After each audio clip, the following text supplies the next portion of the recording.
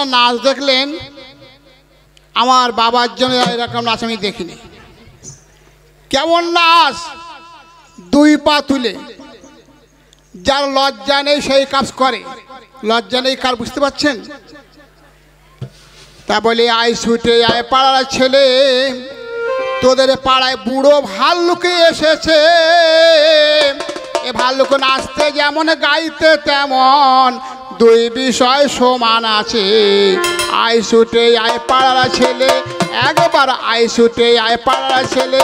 ওই এবার বুড়ো ভাল্লুকে এসেছে, ভাল্লুক নাচতে যেমন গাইতে তেমন, দুই বিষয় সমান আছে। আয় ছুটে আয় পাড়ার ছেলে, একবার আয় ছুটে আয় পাড়ার ছেলে।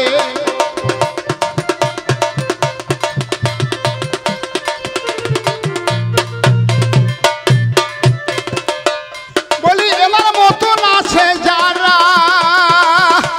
ওই না পাড়ায় পাড়ায় ঘোরে তারা। বলি এবার মতো নাচে যারা, ওই না পাড়ায় পাড়ায় ঘোরে তারা।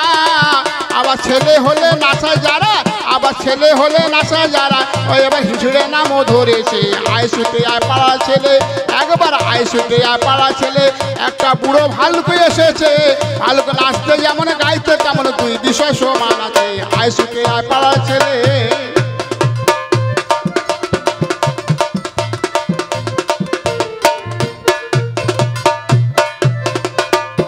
আর যারা ছিল উলুবনে, এখন তারা এলো তোর জাগানে।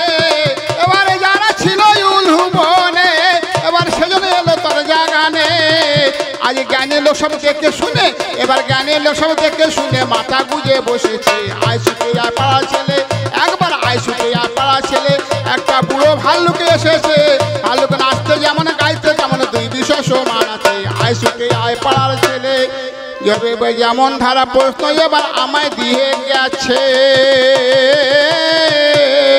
আমি কথা জবাব দিয়ে যাব আপনাদের কাছে। আমাকে প্রশ্ন করছে, কেমন শুনেছেন তো? কেমন একটা প্রশ্ন? দাদা কি প্রশ্ন করলে জানো? কেন কি একটা প্রশ্ন করলো? হ্যাঁ, লকডাউনে ফাঁক ফাঁক হয়ে দাঁড়াতে হবে। দোকানে মাল কিনতে যাবেন, ফাঁক ফাঁক হয়ে দাঁড়াতে হবে। ট্রেন টিকিট কাটতে গেলে ফাঁক ফাঁক হয়ে দাঁড়াতে হবে। বাসে উঠলে বাসে যা সিট আছে ফাঁক ফাঁক হয়ে বসতে হবে। সব ফাঁকের ব্যাপার লকডাউনের সময় হয়েছিল, সরকারি আদেশে মানতে হয়েছিল। আমাকে প্রশ্ন করছে, স্বামী স্ত্রী দুজন ফাঁক ফাঁক হয়েছিল। স্বামী ছিল শ্বশুর বাড়ি আর বউ ছিল শ্বশুর বাড়ি, মানে বউ আছে বউয়ের শ্বশুর বাড়ি আর স্বামী আছে স্বামীর শ্বশুর বাড়ি। কিন্তু দেখাশুনো হয় না সমাজ। বউটা গর্ভবতী হয়েছিল, সে বউটা কে হবে? আমাকে জবাব দিতে হবে। বলে কাকে আর কোকিলে যেমন লেগে থাকে দ্বন্দ্ব, আর সারা জন্ম ঝগড়া করে কে বা ভালো মন্দ। তাই গো বন্ধু হয় না একসঙ্গে কাকে আর কোকিলে, তেমনি বন্ধু হয় না একসঙ্গে ওলে আটে তুলে। তাই গো আমার সঙ্গে বন্ধু করতে এনার হবে বাধা, যেমন বন্ধু হয় না একসঙ্গে কচি কলার আদা। তবে যেমন ধারা প্রশ্ন এবার আমায় দিয়ে গেছে, আমি একে একে জবাব দেবো আপনাদেরই কাছে। ত্রেতা যুগে রামচন্দ্র যখন বনবাসে যাবে, এমন সময় মা কৌশল্যা কি করেছিল, এক বাটি দুধ নিয়ে বলেছিল, বাবা রামচন্দ্র এই দুধটা তুমি পান করবে। যখন দুধ হাতে দিয়েছে এক বাটি দুধ, আর মা কই কই বিমাতা করলে কি হাত থেকে বাটিটা কে নিয়ে বলছে যাবার সময় দুধ ফেলে দিয়েছিল। রামচন্দ্র বলেছিল, মা আজ তুমি তো আমার বিমাতা মা, তোমার কাজ এটা হলো। আমার মা কৌশল্যা দুধ দিতে দিয়েছিল খেতে, দুধ আমার খাওয়া হলো না, দুধ তুমি ফেলে দিয়েছো। মা ওই দুধ তোমার কাছে হবে খুব মূল্যবান, কেমন জানো পাষাণ হয়ে তুমি রবে, দুধ পাষাণ হবে। আর আমি তোমার গর্ভে জন্মগ্রহণ করবে, কিন্তু দুধ পান করব না। সেদিন বুঝতে পারবে সন্তানের কত বেদনা, আর তোমার কত বেদনা মা সেদিন জানতে পারবে। বলে এইভাবে তো অভিশাপ রামচন্দ্র দিল, কিন্তু সেই রামচন্দ্র আবার ধরা ধামে এলো। দেবকীর গর্ভে গর্ভে যখন জন্মগ্রহণ নিয়েছে, আর কংসর কারাগারে বন্দী হয়ে আছে। কংস কারাগারে বন্দী হয়েছিল, আর যে জায়গাটায় দুধগুলো পড়েছিল সেই জায়গা মাটি বা সেই জায়গায় পাথর হয়েছিল। সেই পাথরটা চাপা পড়েছিল কোথায় না দেবকীর বুকের উপরে পাষাণ চাপা দেওয়া ছিল। সেই গর্ভ হয়েছিল কে? স্বয়ং ভগবান শ্রীকৃষ্ণ। বলে এই তো তোমার কথার জবাব আমি শাস্ত্রে যাহা পাই। আরে একে একে সকল কথা বলে গেলাম ভাই। এদিকে তারক বাবু রেগে রেগে আমাকে মেরে গেছে ধাক্কা। আমি গয়া যাই কি কাশি যাই মদিনা মক্কা। তারক, এটা হচ্ছে কবির আসর, শুনেছি এখানে কবি গান হয়। শিবপ্রসাদ বাবু বললেন আমাদের ওখানে কবি গান হয়। তা সবাই এবার চাইছে কবি গানটা বাদ দিয়ে তরজা গানটা হোক। তাই দাদা আপনার কাছে ফোন করলাম, আপনি দলবল নিয়ে আসবেন। কথা মতো এখানে এসেছি। আপনারা কখনো দেখেছেন কবিয়াল যারা গান করে তারা ঠোকা দিয়ে নাচ দেয়? এ ঠোকা দেওয়া নাচ আমি দেখলাম। এই দেখুন, একটু বলতে হয়, না বললে নয়। কয়েকজন পণ্ডিত মহাশয় রাস্তা দিয়ে যাচ্ছে, আর রাস্তার ধারে একটা বটগাছ আছে। এই বটগাছের তলায় এর মতো এরকম একটা বৈরাগী বৈষ্ণব মানুষ ওই মাটির ঢালাটা মাথায় দিয়ে শুয়ে আছে। পণ্ডিতগণ বলছে আর যাচ্ছে, কি বলছে?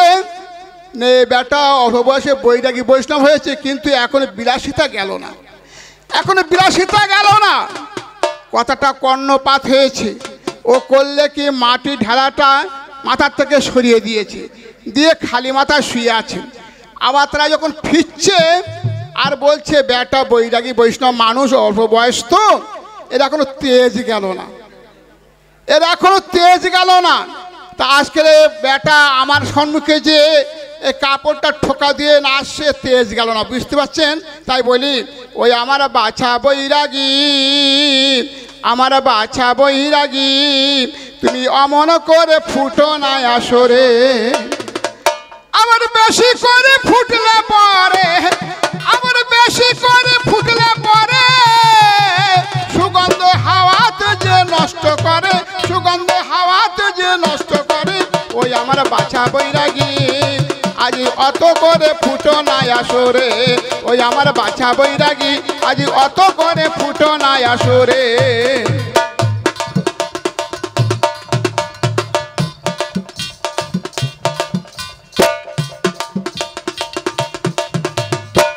যেমন ফুটল কেয়া ফুল কত পাড়ায় লেখল, আর ফুলের মাঝে বসে তারা ফুলে বসায় হোল। ও যেমন ফুটলে কেয়া ফুল কত পাড়ায় লেখল, আর ফুলের মাঝে বসে তারা ফুলে বসায় হোল। এখন সেইভাবে জুটেছে অতুল, এখন সেইভাবে জুটে আছে, আর সেইভাবে জুটেছে অতুল। একবার দেখো না চারিধারে ওই আমার বাছা বৈরাগী আজি অত করে ফুটো না আসরে। ওই আমার বাছা বৈরাগী আজি অত করে ফুটো না আসরে।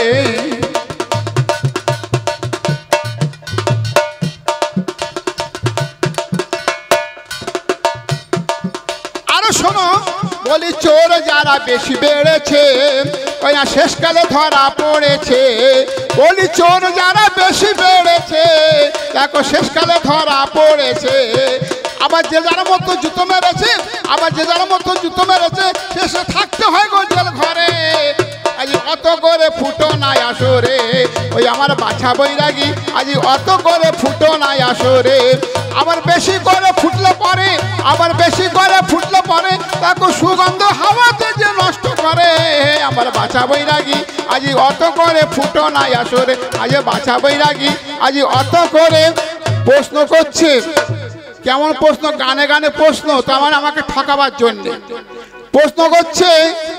আকাশের চাঁদ কবে মাটিতে নেমেছে? আকাশের চাঁদ আবার মাটিতে নামিয়া চাঁদ, আবার মাটিতে নামিয়া চাঁদ ও ধুলা বালি মেপেছে। আকাশের চাঁদ কবে মাটিতে নেমেছে? আকাশের চাঁদ, আকাশের চাঁদ কবে মাটিতে নেমেছে? এক সময় নারদমুনি বিনা যন্ত্র বাড়াতে বাড়াতে উপর দিয়ে যাচ্ছে, আর চন্দ্রদেব আর তার স্ত্রী রোহিণী মিলন ক্রিয়ায় আছে। দুজন কেউ প্রণাম দিল না নাদমুনিকে। নাদমুনি দেখে বলছে, ওরে দেবতা চন্দ্র আর রোহিণী, আমাকে দেখে তোমরা প্রণাম দিলে না, মাথা নত করলে না, অভিশাপ দেবো তোমাদের। তোমরা মর্তধামে আসবে, মানুষ যেমন মিলন ক্রিয়া থাকে, তোমাদের মিলন ক্রিয়া থাকতে হবে, আর এই মর্তে তোমাদের জন্ম নিতে হবে, অভিশাপ দিয়েছিল। সেই চন্দ্র জন্ম নিয়েছিল, এই মর্তে এসেছিল। চন্দ্র কিভাবে এসেছিল? কেন অর্জুনের পুত্র দেখো এবার অভিমন্যু রূপে জন্ম নিল, তাহলে আকাশে চাঁদে এবার মাটিতে এসেছিল। 1 নম্বর গেছে। আবার বলছি কাদের বাড়ির মেয়ে ছেলে কলসি কাছে যাচ্ছে জলে, কলসির ভিতরে চাঁদ উদয় হয়েছে।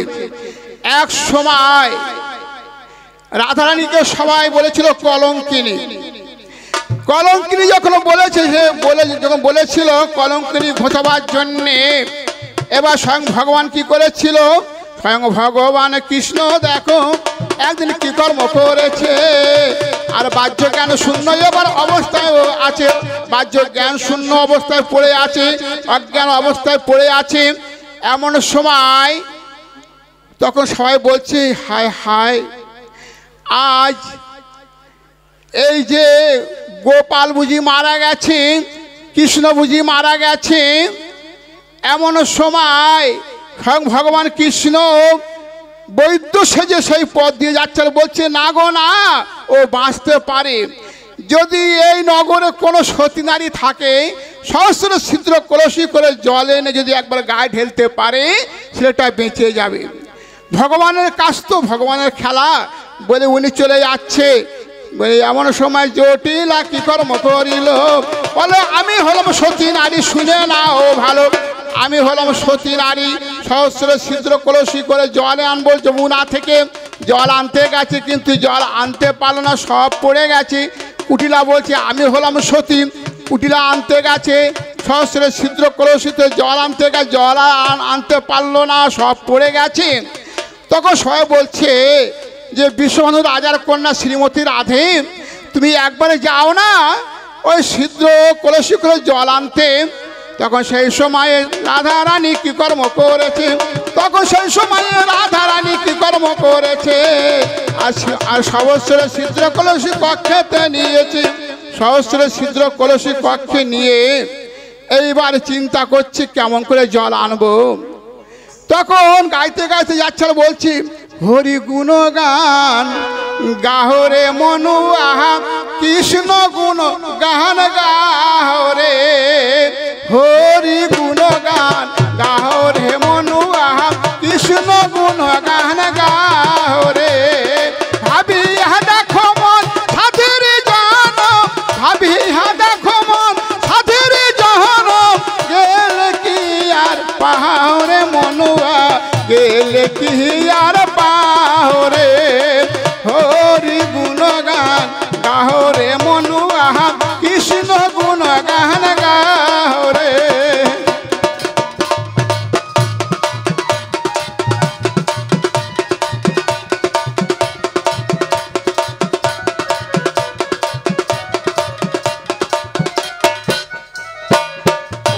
হরে কৃষ্ণ হরে রাম, নাম যে প্রাণ রাম, রসনা সুরসয়ানে।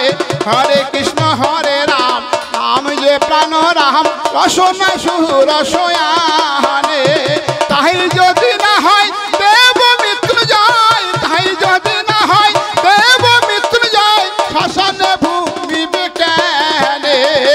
বিনাশে ভবরোগ হরি নামে মৃত ভোগ, আকণ্ঠ পুরিয়া খাও রে মনুয়া, আকণ্ঠ পুরিয়া খাও রে। হরি গুণগান গাও রে মনুয়া, কৃষ্ণ গুণগান গাও রে। হরি গুণগান গাও রে মনুয়া, কৃষ্ণ গুণগান।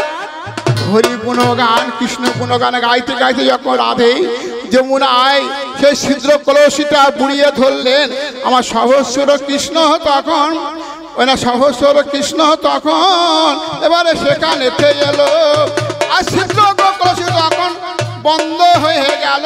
ওই না এক কলসি জল নিয়ে হাজির হয়ে গেছে আর চন্দ্র গো সেই সময় উদয় হয়েছে, কৃষ্ণচন্দ্র উদয় হয়েছিল, সহস্র কৃষ্ণচন্দ্র। আর জল গায়ে দিতে ভগবান তখন মিটিমিট করে চোখটা মেলেছিল। এইখানে ওই কলসের ভিতরে চাঁদ উদয় হয়েছে। আবার বলছে কাদের বাড়ির কচি ছেলে ধুলা বালি তুলে খেলে বদন কমলে চাঁদ দেখা দিয়েছে। এক সময় স্বয়ং ভগবান শ্রীকৃষ্ণ ওই মাটি খুঁড়ছে আর গালে ভিতর দিচ্ছে, মানে মাটি খুঁড়ে খুঁড়ে খাচ্ছে। যশোমতী দেখতে পেয়ে বললে, গোপাল আমি তোকে এত ননি সানা মাকম খাওয়াই, তা খেয়ে তোর হয় না, শেষকালে মাটি খুঁড়ে খুঁড়ে তুই খাচ্ছিস? বলে মা আমি কিচ্ছু খাইনি, মা আমি কিচ্ছু খাইনি, কিচ্ছু খাইনি। কানটা ধরে যখন একটা চর দিতে গেছে আর হা করে বলছে, মা দেখো তো আমি কিছু খেয়েছি কিনা। যে ভগবান কৃষ্ণ হা করেছিল, বলি সেখানে তো দেখো এবার হা করেছিল, বিশ্ব ব্রহ্মাণ্ড রূপ এবার দেখতে পেয়েছিল। মা যশোমতী তখন দেখো ওই চন্দ্র সূর্য তারা দেখিতে পেয়েছে। আরে এই তো তোমার কথা জবাব কথায় মিটে গেছে। আচ্ছা আমি একটা প্রশ্ন করি, ওই এবার তারক তুমি বলবে আর তোমার মুখে পরম সুখে সবাই শুনে নেবে। শোনো তারক, আমাদের দুপুরে সভা হয়েছে কোথায়? না না শিবপ্রসাদের বাবুর বাড়িতে। শিব বাবুর বাড়িতে আমাদের আজকে সভা হয়েছে। একটা বুড়ি মানুষ বলছে, বাবা তোমার নামটা কি? আমি বলি আমার নাম মঈনুদ্দিন। বাবা তুই মুসলমান? হ্যাঁ আমি মুসলমান। তুমি তরজা গান করো? তা বলছে হ্যাঁ। আমি বলি হ্যাঁ আমি তরজা গান করি। তা আমার বংশ পরাপর আমি তরজা গান করে আসছি। আমার বাবার বাবা ঠাকুরদা তিনি তরজা গান করতেন, আমার ঠাকুরদা তিনি তরজা গান করতেন। আমাকে নিয়ে 4 পুরুষ চলছে। তো শোনো তারও, একে নাপি সুবৃক্ষের পুষ্পিতেন সুগন্ধিনা সাং বংশাতে বনং সুপুত্রং কুলং যথা। চাণক্য পণ্ডিত বলছে, একটা বনের মধ্যে যদি সুন্দর একটা ফুল গাছ থাকে, যদি সেই ফুল গাছের ফুলটা ফোটে, বনটা আলোকিত করে, বংশের মধ্যে যদি একটা ভালো বংশ জন্মগ্রহণ করে, সে বংশতে বংশের গৌরব বেড়ে যায়। আবার কি বলছে, কোকিলানাং স্বরূপ নারী রূপং পতিব্রতা বিদ্যারূপং কারূপণং ক্ষমারূপং তপস্বী। তার মানে কোকিল দেখতে অতি কালো কুৎসিত, রংটা কালো হতে পারে কিন্তু তার স্বরটা খুব মিষ্টি। বিদ্যারূপং কারূপণং ক্ষমারূপং তপস্বী, তার মানে যে বিদ্যা অর্জন করে যদি তার মধ্যে কোনো ক্ষমাজ্ঞান না থাকে, সে বিদ্যার কোনো মূল্য নেই, সে বিদ্যার মূল্য হতে পারে না। তাই বলছি যদি কোনো নারী কালো কুৎসিত হয়, যদি তার প্রতিভক্তি থাকে, তার জীবনে অনেক দাম আছে।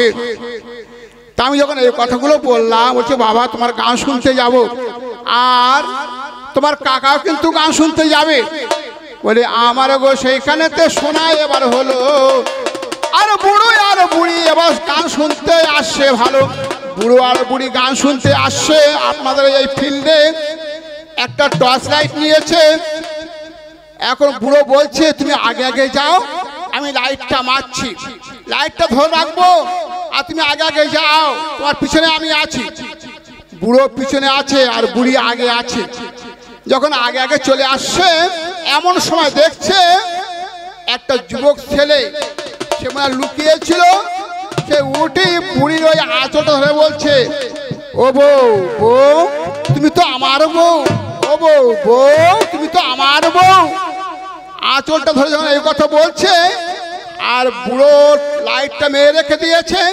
লাইট যখন মেরে রেখে দিয়েছে, দেখতে পেয়েছে ছুটে যে ছেলেটার মাথার চুল ধরে বলছে, এই খোকা আমার বউয়ের সঙ্গে তোর এত কি পীড়িত, এত কি প্রেম, আজ আমার বউকে ধরে বলছি আমার বউ, ও বউ আমার বউ, এ বউটা কার জানিস? তা বলছে বউটা কার? বলছে বউটা আমার, আমার বয়স 80 বৎসর আর আমার বউয়ের বয়স 70 বৎসর। এখন ও বউটা আমার বউ। ওই বলছে মাথা চুলটা ছেড়ে দাও বলছি, নাহলে কিন্তু বিপদ হয়ে যাবে। ও বউটা হচ্ছে আমার বউ। যুবক ছেলে বলছে বউটা আমার বউ। তখন সেই সময়ে বুড়োটা গো এবার চিন্তায় পড়ে গেছে, আর চিন্তা পড়ে তখন এবার তাকাতাকি করছে। ছোটাছুটি করছে, এমন সময় দেখছে একটা ভদ্রলোক সেই পথ দিয়ে আসছে। তখন হাঁক দিছে, দাদা ও দাদা এদিকে এগিয়ে আসুন। ভদ্রলোক গিয়েছে, যা মাতৃ বলছে, শুনুন আমি আর আমার বউ যাচ্ছিলাম তর্জে গান শুনতে। তারকচন্দ্র মণ্ডল এসে মঈনুদ্দিন গাইন এসছে, গান শোনার জন্য যাচ্ছিলাম। হঠাৎ এই যুবক সেটা বলছে, বউটা আমার বউ, এখন আমার বয়স 80 বৎসর, আমার বউয়ের বয়স 70 বৎসর, এ বিচার তোমাকে করে দিতে হবে। চিন্তা করছে যে আমি কি বিচার করব। যদি আমি বলি বউটা বুড়োর বউ, যুবক আমার গলার মাপটা নিয়ে নেবে, তাহলে আমাকে আর রাখবে না। আর যদি বলি এই যুবকের বউ, বুড়ো আমার অভিশাপ দেবে, আমি আর ধরা থাকতে পারবো না। এখন উপায় কি বলবো? চিন্তা করে না পেয়ে তখন বলছে, শোনো শোনো বাবা, এ বউ তো বউয়ের কোনো বিকল্প নেই। বউটা ও বুড়োরও হতে পারে, ও যুবকের হতে পারে। আমার প্রশ্ন তারক, আমি একটু ঘুরিয়ে তোমাকে পেঁচ দিয়ে বলে গেলাম, বলো ও বউটা কার হবে? বুড়োর হবে না যুবকের হবে? বুড়োর হবে না যুবকের হবে?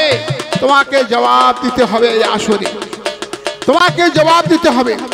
তবে সত্য জীবনটা ধন্য হলে কি জানেন, এখানে তারক বাবু টাকা পেয়েছে, ওর মনটা বড় হাসি খুশি ভাবে এসে গেছে। আর আমি আর দেবদাস বাবু টাকা তো পেলাম না, এখানে আমাদের বউনি হলো না।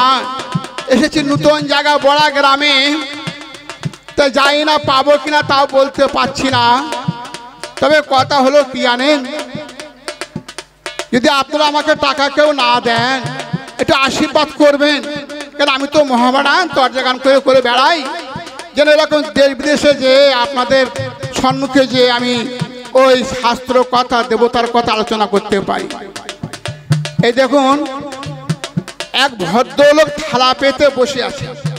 সেই পথ দিয়ে যখন যে যা যায়, আর সে বলে, বাবা আমার 2 চোখ অন্ধ, দেখতে পাই না, একটা টাকা দেবি। আমার 2 চোখ অন্ধ, আমি দেখতে পাই না, একটা টাকা দেবি। সবাই সেই পথ দিয়ে যায়, একটা করে টাকা দেয়। এক ডাক্তারবাবু সেই পথ দিয়ে যাচ্ছে, সে বলছে আমার 2 চোখ অন্ধ, একটা টাকা দেবে। ডাক্তারবাবু করলে কি, একটু এগিয়ে যেয়ে দেখে, না না না, 2 চোখ অন্ধ নয়, একটা চোখ অন্ধ। তখন ডাক্তার বলছে, আরে বাবা তোর তো একটা চোখ অন্ধ, একটা চোখ ভালো, তুই টাকা চাচ্ছিস কেন? তাহলে এক কাজ করে আপনি অন্তত 8 আনা আমাকে দেন। আমার তো 1 চোখ অন্ধ, তাহলে আমাকে অন্তত 8 আনা দেন। যেই বলেছে, ডাক্তারবাবু চিন্তা ভাবনা না করে 8 আনা না দিয়ে 1 টাকায় দিয়েছে। তো এ ভদ্রলোকের সত্য কথা বলছি, একটা চোখ অন্ধ। আর আমার 2 চোখ অন্ধ কেন জানেন? আমার বাবাও নেই, মাও নেই, মারা গেছে, সব চলে গেছে। তারা স্বর্গবাসী হয়ে গেছে, বেহেশতবাসী হয়ে গেছে। আর ওর বাবা মারা গেছে, মা এখনো বেঁচে আছে। তাহলে ওর একটা চোখ অন্ধ, আমার 2 চোখ অন্ধ। তা এখন বলতে চাই, আসরে বাবা অক্ষর কটা জানেন? 2টো অক্ষর, বয়াকার বয়াকার বাবা। মামা অক্ষর 2টো, ময়াকার ময়াকার মামা। দাদা অক্ষর 2টো, দয়াকার দয়াকার দিলে দাদা হয়। কিন্তু মা ময়াকার মা, তারপরে আর কোনো অক্ষর বসানো যায় না, আর কোনো অক্ষর বসে না। সেই মা যখন মারা যায়, মায়ের জন্য সন্তান কাঁদে উভুরায়। কেন? মা বলে বলা ফুরিয়ে গেছে, আর মা বলে বলা হবে না। জন্মের মতো মা আমার চলে গেছে, যদি মাসিমা বলে, খোকা আমি তোর মায়ের মতো বোন হবে, কখনই হবে না। সেই মায়ের মতো মা আর কেউ হতে পারে না। তাই মা যখন মারা যায়, মাকে খাটিয়া করে তুলে কোথায় নিয়ে যায়? শ্মশানে নিয়ে যায় কিংবা কবরে নিয়ে যায়। কেন? সৎ কাজ করতে হবে। তাই সেই মায়ের বিষয়ে আমি একখানা গান গাইবো। মা, আমি ফুচকা কিনে খাবো না, আমি ফুচকা কিনে খাবো না বলে গেছে না। আমার হাতে দিলে আমি ফুচকা কিনে খাবো, ওর হাতে দিলে গোবিন্দ সেবায় দেবে। ও গোবিন্দ সেবায় দেবে, গোবিন্দ সেবায় দেবে মানে ওর খাওয়া হবে। তা আমি কিন্তু ফুচকা কিনে খাবো না, কারণ আমি তো একটা গায়ক, আমি ফুচকার ধারেও যাই না, ফুচকাও খাই না। তাই মায়ের বিষয়ে একটা গান করবো। মা, যদি আপনাদের দয়া হয় আমার উপরে, সন্তান জ্ঞান করে অন্তত আমার হাতে কিছু দেবেন, তাহলে আমার সম্মানটা বাঁচবে। তাই বলি, ওরে সাদা কাপড় পরাইয়া ওই খাটের উপর শোয়াইয়া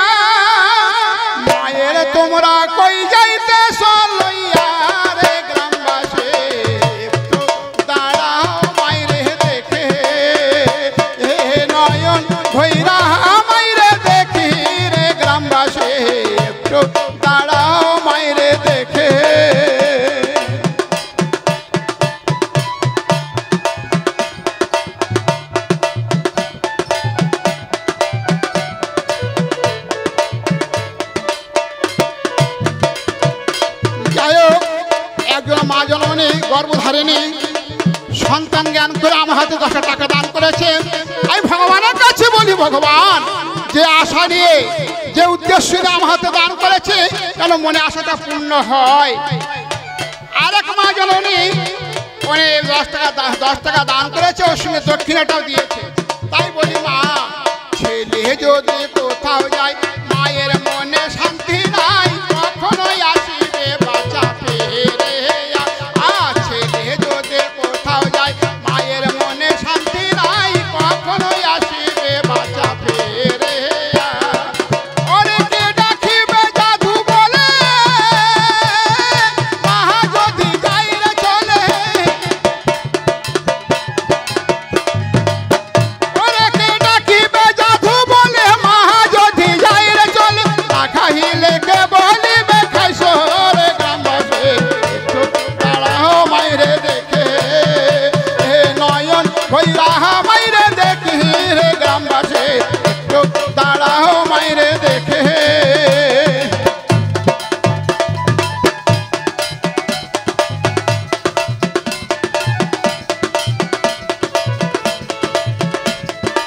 মনে করুন মা বেঁচে আছে, বউ আছে, যাওয়ার সময় বলছে বউকে, শোনো যাই হোক আমার এক মা জননী উনি 100 টাকা দিয়েছে। আমি ভগবানের কাছে বলি, ভগবান যে আশা নিয়ে আমার হাতে করলে দান, মন আশা পূর্ণ করো তুমি কৃষ্ণ ভগবান। এইবার মা যদি বেঁচে থাকে, মাকে বলে মা আমি যাচ্ছি গান শুনতে। কোথায় না মইনুদ্দিন বাবু আসছে আর তারক মণ্ডল আসছে, তোর জায়গা শুনতে যাচ্ছি। তাই বলি কত নেশে রাইতে ফিরে আসি বাড়িতে, জাগিয়া রইল মা বসে। কত নেশে রাইতে ফিরে আসি বাড়িতে, জাগিয়া রইল মা বসে। মাগো মা আসিয়া কোলেতে লয় তুলিয়া, মাগো মা আসিয়া কোলেতে লয় তুলিয়া। এমন মাইরে ভুইলা কেমনে থাকি রে গ্রামবাসী, একটু দাঁড়াও মাইরে দেখে। নয়ন ভৈরা মাইরে দেখি রে গ্রামবাসী, একটু দাঁড়াও মাইরে দেখে।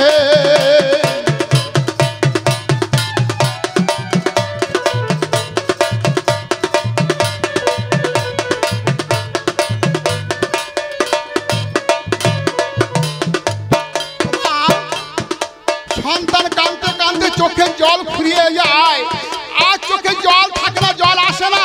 শেষকালে কি বলে, শোনো বাড়ির লোকজন কি হবে এখন, কান্দিলে বলো লাভ হবে কে।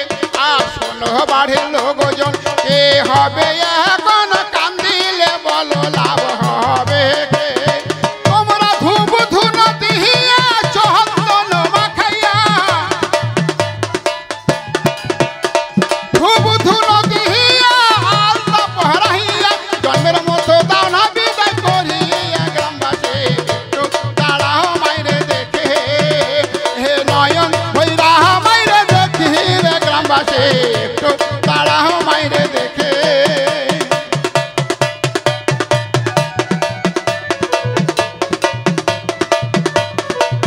ওরে সাদা কাপড় পরাইয়া খাটের উপর শোয়াইয়া, ওরে সাদা কাপড় পরাইয়া খাটের উপর শোয়াইয়া। মাইরে তোমরা কই যাইতে চলইয়া রে গ্রামবাসী, একটু দাঁড়াও মাইরে দেখে। নয়ন ভৈরা মাইরে দেখি রে গ্রামবাসী, একটু দাঁড়াও মাইরে দেখে। যাই হোক আমার মা জননীরা আমার হাতে টাকা দিয়েছে, আর সন্তানে জ্ঞান করে মা সত্যি আমি মাকে ফেলে এসেছি। মা হারিয়ে গেছে, বাবা হারিয়ে গেছে, আমাকে সবাই টাকা করেছে দান। আমি ভগবানের কাছে বলি, ভগবান তুমি রেখে দিও মায়েদের এই জগতে সম্মান, মায়েদের শাখা সিঁদুর বজায় রেখো ভগবান। আর আমার যে প্রশ্ন আমি করে গেলাম তারকবাবুর উপরে আপনার জবাবটা নিয়ে নেবেন। বলে এইখানেতে দেখো আমার বলা কওয়া হলো, বলে এইখানেতে দেখো আমার বলা কওয়া হলো। আজ কিভাবে শুনিবে সকল, তবে আর বেশি বলবো না, আমি আর বেশি বলবো না। আর আর কিভাবে জবাব করে শুনুন সর্বজনা। এই পর্যন্ত হলাম কান্ত রাধাকান্তেশ্বরে। এবারে বাহু তুলে বদন ভরে বলুন হরে হরে।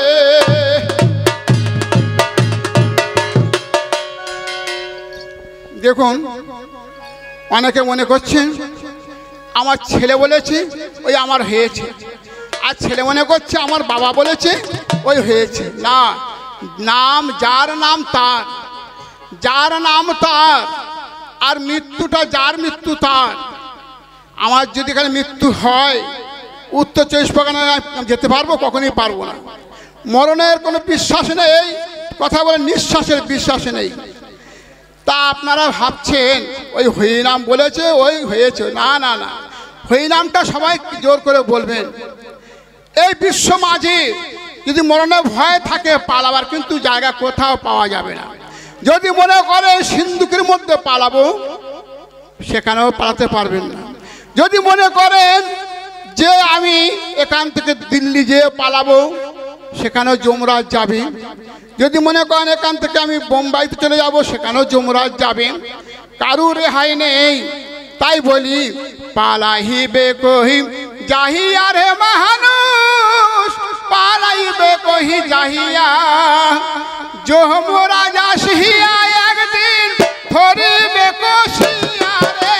জগৎ স্বামীর কাছে যাইতে হবে রে, সবার জগৎ ও স্বামীর কাছে যাইতে হবে রে।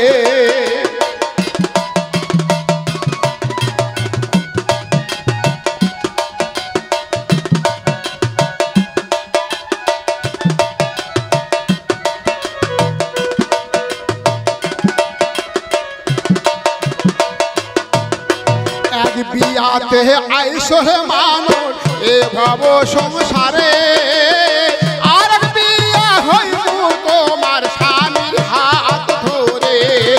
এক বিয়াতে আইসো হে মানুষ এ ভব সংসারে, আর বিয়া হইব তোমার স্বামীর হাত ধরে।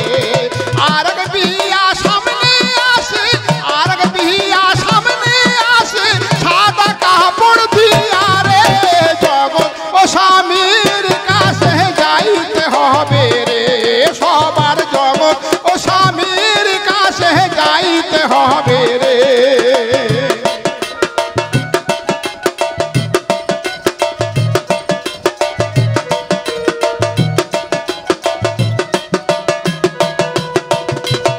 বাজবে না তোর বিয়ের সানাই, গাইবে না কেহ গান, খাইবে না তোর বিয়ের খানা যতি মেহমান।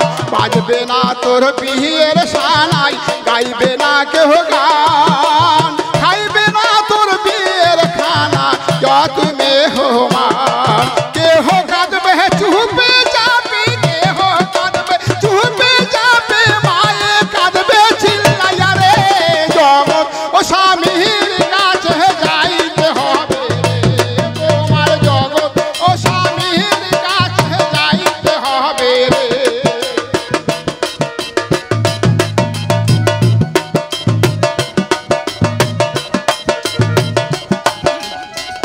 আরে শুনো, সঙ্গে কিছুই যাবে না, দালান বাড়ি, টাকা পয়সা ধন দৌলত কিছুই যাবে না। দালান কোটা গাড়ি বাড়ি দেশের লাগিয়া, একদিন তোমার যাইতে হবে সকল ছাড়িয়া। দালান কোটা গাড়ি বাড়ি দেশের লাগিয়া, একদিন তোমার যাইতে হবে সকল ছাড়িয়া। ও তুমি যাইবা তা আরে আইবা না, যাইবা তা আরে আইবা না, জহনদের লাগিয়া রে। জগৎ ও স্বামীর কাছে যাইতে হবে রে, তোমার জগৎ ও স্বামীর কাছে যাইতে হবে রে।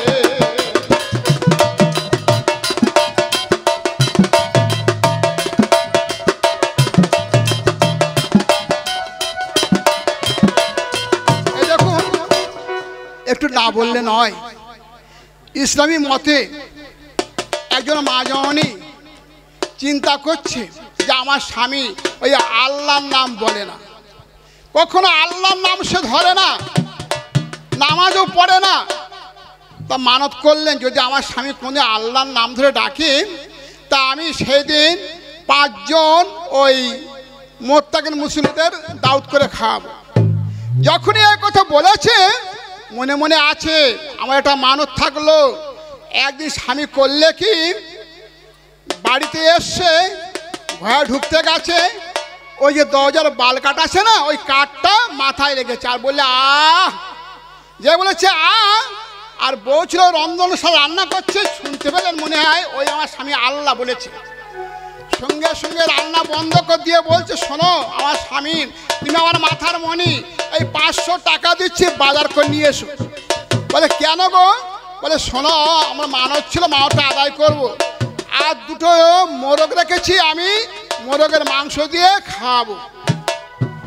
মানত করেছিল, এবার দাওয়াত করেছিল, সবাই খেতে এসছে, খাওয়া দাওয়া হয়ে গেছে। এমন সময় বলছে আচ্ছা তুমি এটা করলে কেন?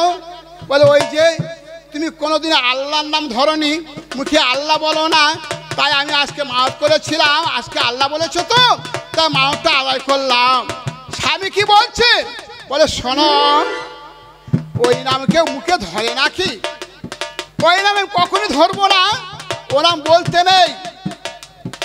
বউ বলছি সে কি কথা তুমি নাম ধরনি? বলছে না আমি নাম আমি ধরিনি। তখন স্বামী বলছে আচ্ছা আমি তো তোমার স্বামী আর আমি আল্লাহর নাম কেন ধরিনি তুমি জানো? একবার তুমি আমার নাম ধরে ডাকো তো দেখি। বউকে বলছে শোনো তুমি তো আমার বউ, আমার নাম ধরে আমার ডাকো তো দেখি। বউ বললে ও স্বামীর নামকে ধরতে পারে? আমি ধরতে পারবো না, এ ধরা যায় না। তাই তখন বলেছিল আমি হলাম তোমার বেয়ারামের স্বামী।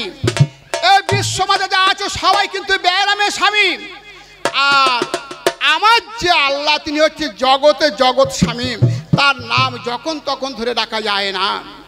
তাই আজকে বললাম সেই জগৎ স্বামীকে সবাইকে চিনতে হবে, জগৎ স্বামীকে ধরতে হবে। সেই জগৎ স্বামীকে চিনতে গেলে এইবার ধরতে গেলে গুরু আশ্রয় করতে হয়। কেন করতে হয়? গুরু না ধরলে কিছুই পাওয়া যায় না। গুরু হলো আশ্রয় দাতা আর গোবিন্দ হলো বিষয় দাতা। কথাই বলে শাস্ত্রের মাধ্যমে বলছে, আমি বলছি না।